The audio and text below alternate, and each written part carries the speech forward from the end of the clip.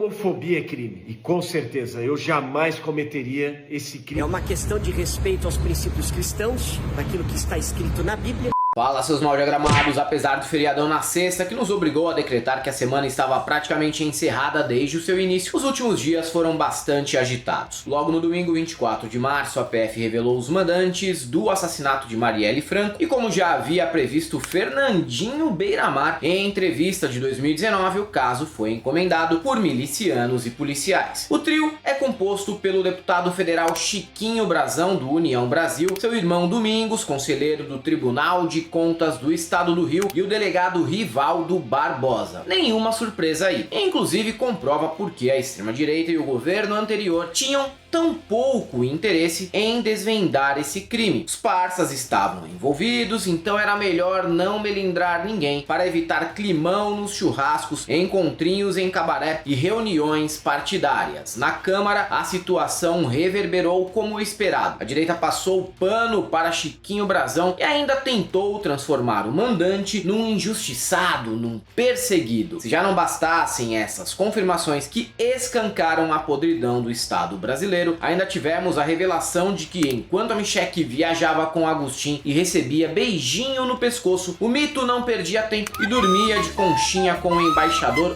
húngaro em pleno carnaval. E depois de perder o passaporte, o excrementíssimo foi sondar asilo político com o Orbán, só que a notícia vazou para o The New York Times. Para tentar atenuar a situação, patriotários do Zap alegaram que ele havia se escondido lá após ameaça de morte vinda de um venezuelano misterioso que teria sido interceptada pelos húngaros. Enredo que é só um pouco menos fantasioso que as animações do estúdio Ghibli. E nesta semana tivemos ainda Jair Renan chama cariocas de bandidos, imprensa reclama que governo gera empregos demais, e Silas Malafaia desafina para negar que contrata milicianos como seguranças. Tudo isso e muito mais você vê agora no Piores Vídeos da Semana.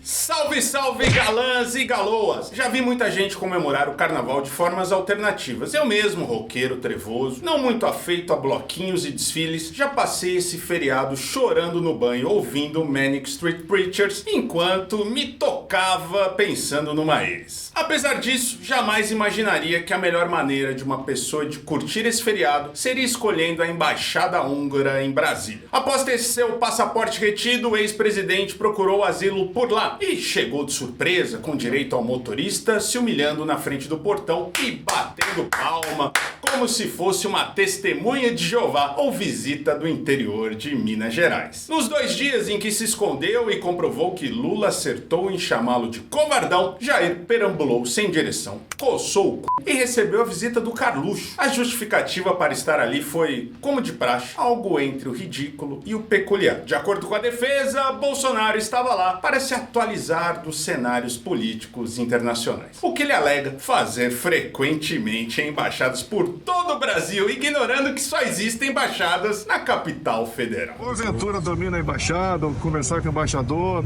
algum crime nisso, dá um tempo pra gente aí, dá um pouco de paz pra gente. Se essa explicação já beira insanidade, o que dizer então da fake news de Zap, que jura que a inteligência húngara interceptou ameaças de morte contra o Minto partindo de um venezuelano e que em mais 72 horas tudo será revelado? Mas se é do gado, eu já espero os maiores absurdos, né? Do Fernando Gabeira eu não. Quem eu quero enganar? Também espero só bosta vindo desse sujeito. E ele não me decepcionou ao dizer que Jair estava triste e passava por um momento difícil. Por isso, teria agido assim. Agora, o que me parece ter acontecido, o Bolsonaro passava por um momento difícil. Haviam sido presos 2 colaboradores, o passaporte dele estava preso, era um momento de carnaval, então ele entrou na embaixada da Hungria um pouco com medo de ser preso naquele período. Cada dia mais Gabeira comprova que faz muito sentido ser primo da Leda Naga. O gado tem o péssimo hábito de acusar a esquerda de usar o caso Marielle como palco político, mas não podemos esquecer que antes mesmo do cadáver da vereadora esfriar, foram políticos da direita como Bia Kicis e Kim Kataguiri, curiosamente é do mesmo partido de Chiquinho Brazão, que estavam rapidamente compartilhando fake news sobre a parlamentar ser ex-namorada de traficante e apenas uma vítima da violência urbana do Rio, o que desde o início qualquer pessoa que não seja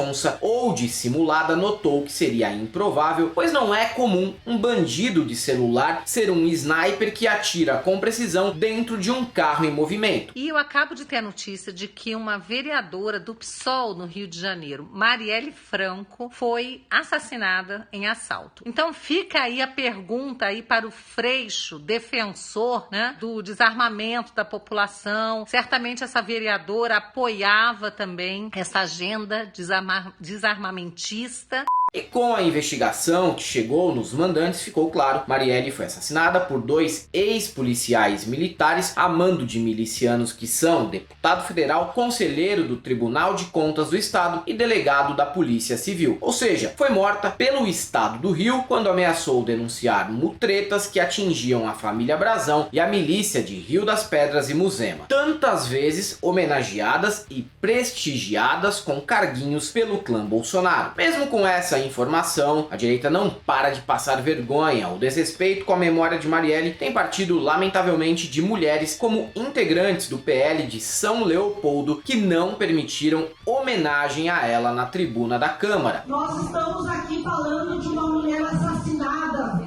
por violência política de gênero.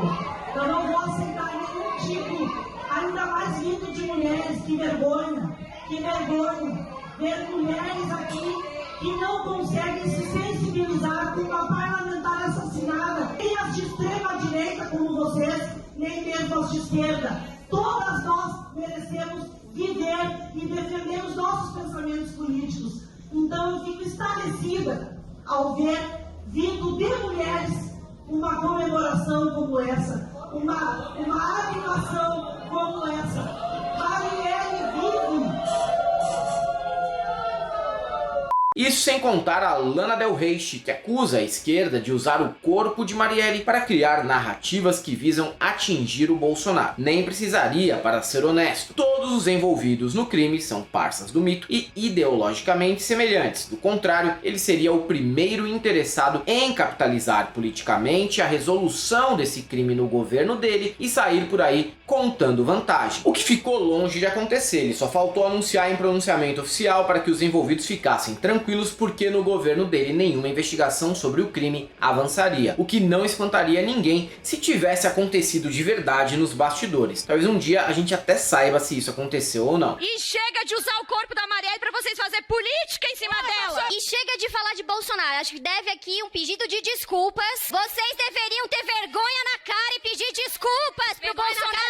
Vocês vivem desumanizando o adversário de vocês. Ser policial é quase como um teste probatório para se tentar uma vaga de vereador ou deputado 10 anos depois que a pessoa ingressa na corporação. Se for no Rio, ainda há enorme possibilidade de gerar uma renda extra como miliciano. E no Brasil inteiro também é possível fazer bico como segurança privada, o que é proibido, mas se quiser pode. Uma outra oportunidade tem surgido no horizonte dos fardados, que é virar um soldado ungido neopentecostal. Essa promíscua e perigosa união de igrejas com forças de segurança pública tem gerado inúmeras aberrações, como a Igreja Universal, convidando policiais militares durante o expediente para participar de um culto no centro de São Paulo. Enquanto, nas imediações, iPhones e correntinhas de ouro são surrupiadas livremente. E mais uma vez, a Polícia de São Paulo, em dia de semana, todo o efetivo do centro, da Bela Vista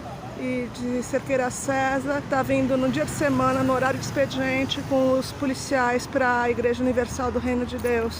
Em tese, a PM está terceirizando para Deus o problema da violência pública na capital, porque eles mesmos não estão muito interessados em levar um tiro de nóia em troca de 5 mil por mês. Admito que eu também preferiria puxar um ronco dentro da igreja, ou de uma viatura, né? Já a Malafaia exige ao menos que os PMs crentes trabalhem um pouco, nem que seja para ele, e fora do horário de expediente, pois trata-se de um homem que preza pela retidão moral. O pastor é acusado de contratar policiais ligados à milícia, o que ele nega. Porém, ao mesmo tempo, diz não ter tanta certeza assim, né? Pois não chega a avaliar o histórico de quem faz sua proteção pessoal. Pleno ano de 2024, em que até papelaria de bairro faz devassa na vida digital de uma pessoa que vai operar a máquina de xerox, mas o Malafaia se mantém analógico, acreditando apenas em acordos de sujeito-homem, nos quais a palavra é o que vale para a contratação. Sorte dele que crente bolsonarista é burro, então ele pode mentir à vontade que ninguém vai contestar mesmo. Eu mesmo, na minha segurança, tem 8 policiais. Tem alguém da milícia? Não sei. Tem algum policial que trabalha em segurança em alguma igreja minha da milícia? Não sei. Eu não tenho bola de cristal, nem adivinhação. Eu pergunto à sociedade, existe algum instrumento público que você pode consultar para saber se um policial é correto ou não? Existe um receio generalizado do Brasil se tornar a primeira nação fundamentalista evangélica do mundo. E não é um medo infundado. O avanço das teologias da prosperidade e do domínio é um dado, não um delírio. Por outro lado, também acredito que esse projeto esbarra em limitações geradas pelas próprias igrejas. Como, por exemplo, existir uma concorrência enorme entre as inúmeras denominações, o que gera troca de farpas e acusações que viram conteúdos com grande potencial de entretenimento no glorioso site Fuxico Gospel, melhor portal nacional da atualidade. Além disso, existe muita picaretagem nas igrejas, o que inevitavelmente vai resultar em debandada no futuro, e isso se não fará até Martinho Lutero ressuscitar só para avisar que está arrependido, e o melhor é todo mundo parar de levar a sério piadoca do Cláudio Duarte e conselhos sobre relacionamento de pastor tatuado com alargador. Basta uma câmera dentro desses recintos para flagrar esses momentos de puro constrangimento em um culto, um daqueles típicos pastores formados pelo Telecurso 2000 de dança profética tentou e falhou miseravelmente na sua intenção de fazer uma varoa desmaiar.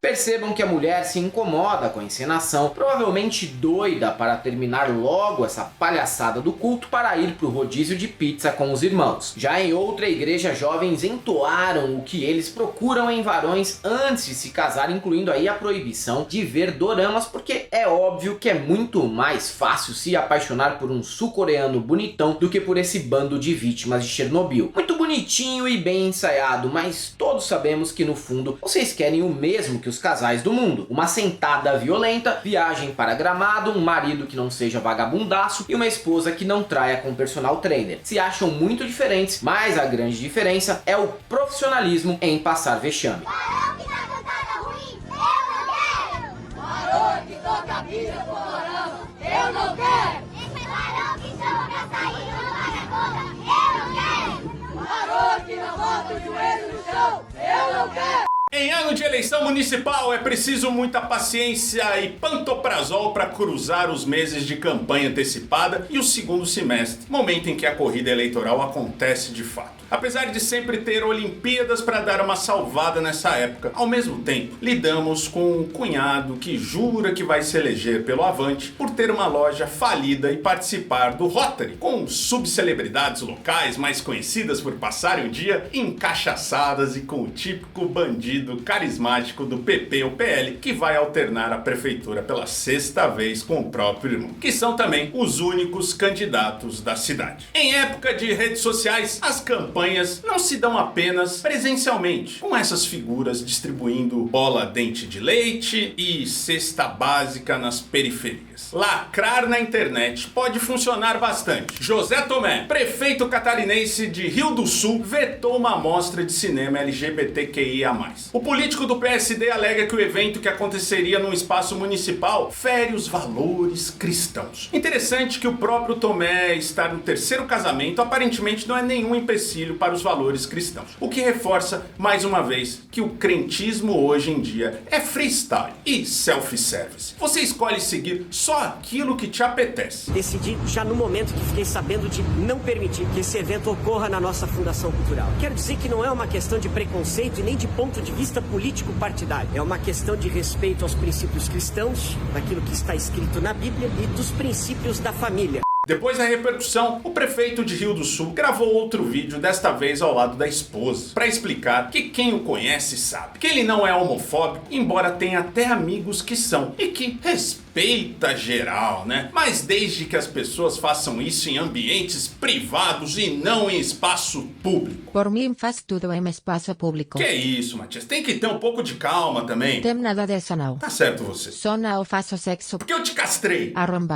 Homofobia é crime. E com certeza eu jamais cometeria esse crime de homofobia. Eu jamais escolheria uma pessoa para estar ao meu lado que comete esse tipo de crime. Repudio mais uma vez e faço questão de dizer que na estrutura pública não tem espaço para isso. Você tem a condição de buscar um espaço privado, contratar um espaço privado para fazer com que o evento ocorra. Agora eu compreendi o problema dele. É que é usar grana pública para o evento, né? Isso é realmente um incômodo, principalmente quando se trata de um prefeito que já foi condenado por Caixa 2. E se sobra menos dinheiro do orçamento para promover festival de cinema, também sobra menos para desviar. Homofóbico pode até não ser, mas rachador e casamenteiro como Minto é inevitável. Na semana passada, quem deu o close errado foi Clésio Salvaro, prefeito do PSD de Criciúma. Em vídeo, ele mostrou o eletricista Gilberto e ameaçou cortar a energia de um show do Planet Hemp que aconteceu no último fim de semana, caso a banda fizesse apologia às drogas. O que, convenhamos, tem o mesmo efeito de proibir show do Gustavo Lima caso ele se atreva a cantar com a famosa calça jeans de Vide Bagos, ou do Leonardo e do Eduardo Costa, caso eles façam piadas com a palavra buceta. Agora, qualquer coisa diferente disso, como por exemplo, apologia às drogas, apologia aos crimes, qualquer coisa que mexa no conteúdo, de conteúdo sexual, que mexa com os nossos meninos e as nossas meninas, o Gilberto está aqui, autorizado com alicate na mão para cortar a energia. No dia da apresentação ficou evidente que era apenas bravata típica de quem tenta lacrar com um eleitorado que detesta maconheiros, apesar de cheirar cocaína na neca do amigo na casa de swing aos fins de semana. E quem acabou por capitalizar em cima da história foi Gilberto, do Alicate, o funcionário escolhido para fazer a figuração ao lado do mandatário arrombado de Criciúma, se transformou em uma celebridade instantânea da região. Gravou vídeo para o Planet Hemp exibir no telão, posou ao lado do Benegão, foi contratado para publicidades do comércio e agora ostenta um perfil de Instagram com 10 mil seguidores. Não podemos negar que na intenção de acenar aos patriotas, Clésio acabou acidentalmente por ajudar Gilberto a garantir uma renda extra pelos próximos meses. Deve ser o primeiro acerto do prefeito de Criciúma desde que ele ficou inelegível por 3 anos em 2012. Não, Gilberto, calma aí, Gilberto. Pera aí, mano. Não, Gilberto, não. Gosto muito de analisar a inteligência média de um bolsonarista. Quando assumiu o primeiro mandato para deputado federal, Hélio Negão concedeu entrevista à jornalista Andréa Sadi e deixou escapar que as sobrinhas dele que estudam votam no PT, no PSOL. Sobrinha que totalmente vota naquilo que ela acredita. Né? Fizeram universidade, fizeram... Vota no quê? PT, PSOL? É por aí. Já o goleiro Marcos, ao bancar o humildão, confessou ter estudado só até o primeiro ano do ensino médio e explicou que não volta para a escola porque poderia acabar votando no Guilherme Boulos. Outro que mostrou todo o seu brilhantismo foi Jair Renan, o rato misogólito 04. Ao lançar sua candidatura para vereador do Balneário Camboriú, explicou que escolheu Santa Catarina por ser terra de um povo honesto e honrado, ao contrário do Rio de Janeiro. Sabe por que eles falam tão mal de Santa Catarina? Porque somos um povo trabalhador, honesto. Por isso que eu saí do Rio de Janeiro e vim pra cá, tá ok? Não é querendo ser chato e querendo dar mais notícias do 04, mas você acabou de chamar o eleitorado do seu pai, do Flávio e do Carluxo de bandidos. Tudo bem que no meio social em que você cresceu no Rio é normal ter bandido, miliciano, amigo assassino, mas nem todo mundo da cidade vive assim, 04. Não generalize sua experiência pessoal. Fora que, se você foi a Santa Catarina por ser um estado honesto, é melhor se mudar daí, porque você mesmo vai manchar essa suposta característica local por ter ter virado réu em crimes como lavagem de dinheiro e falsidade ideológica. Se bem que em Balneário Camboriú estar envolvidos nesses crimes até aumentam as chances de ganhar todos os votos dos criptoboys e piramideiros da região, né não? Há cerca de um ano, um cospobre australiano do César Callejon, que atende pelo nome de Tim Gurner, cometeu o sincericídio de assumir que o capitalismo gera crises para que o trabalhador aceite condições piores e seja grato por qualquer vaga arrombada que venha a ser oferecida. I think the problem that we've had is that people decided they didn't really want to work so much anymore through COVID, and that has had a massive issue on productivity. You know, tradies have definitely pulled back on productivity. They have been paid a lot to do not too much in the last few years, and we need to see that change. We need to see unemployment rise. Unemployment has to jump 40-50% in my view. We need to see pain in the economy. We need to remind people that they work for the employer, not the other way around. Uma fala escrotérrima, mas que comprova o que comunistas denunciam há décadas e os liberalecos brasileiros encaram como se fosse uma teoria conspiratória. É método e não acaso. Talvez por isso que uma parte relevante da imprensa brasileira não tenha ficado satisfeita com a diminuição do desemprego no país, alegando que essa condição demanda aumento de juros para conter a inflação. De fato, o mercado de trabalho começa a chegar numa situação ali em que os salários começam a subir para que as empresas consigam contratar os trabalhadores. É bom para o trabalhador,